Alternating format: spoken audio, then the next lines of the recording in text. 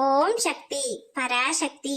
என் அன்பு தங்கமே, உன் துணையை நாளை ஒருவர் பரிதவிக்க செய்ய போகின்றார். என்னம்மா சொல்கிறீர்கள் என்றுதானே கேட்கின்றாய்? நான் சொல்வதை புறக்கணிக்காமல் இதை முழுமையாகவும் பொறுமையாகவும் கவனமாகவும் கேள் தங்கமே. உன் துணையை பிரிந்து நீ அல்லல் பட்டு கொண்டிருக்கின்றாய். உன் துணையும் அவ்வாறே உள்ளார். உனக்கு சாதகமாகவும் உனக்கு பக்க பலமாகவும் உன்னுடைய வாழ்க்கையில் இருக்கும் ஒருவர் நாளை உன் துணையை சந்தித்து அவர் செய்த தவறுகளையும் உன்னுடைய அன்பின் ஆழத்தையும் அவருக்கு உணர்த்த போகின்றார். அப்பொழுது உன் துணைக்கு பதில் எதுவும் கூற முடியாமல் பரிதவித்து நிற்க போகின்றார். அவர் தவறு செய்ததையே இந்நாள் வரைக்கும் ஒற்றுக்கொள்ளவில்லை.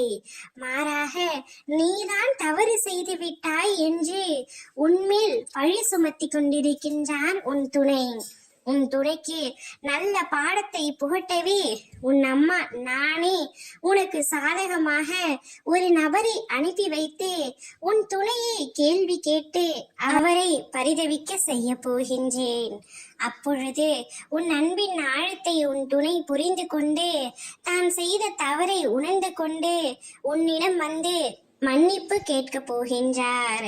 இன்றோடு அவருடைய கெட்ட எண்ணங்களையும் கெட்ட செயல்களையும் அழித்து நாளை முதல் அவரை புது மனிதனாக மாற்றி அமைப்பது உன்னுடைய அம்மாவின் கடமையாகும்.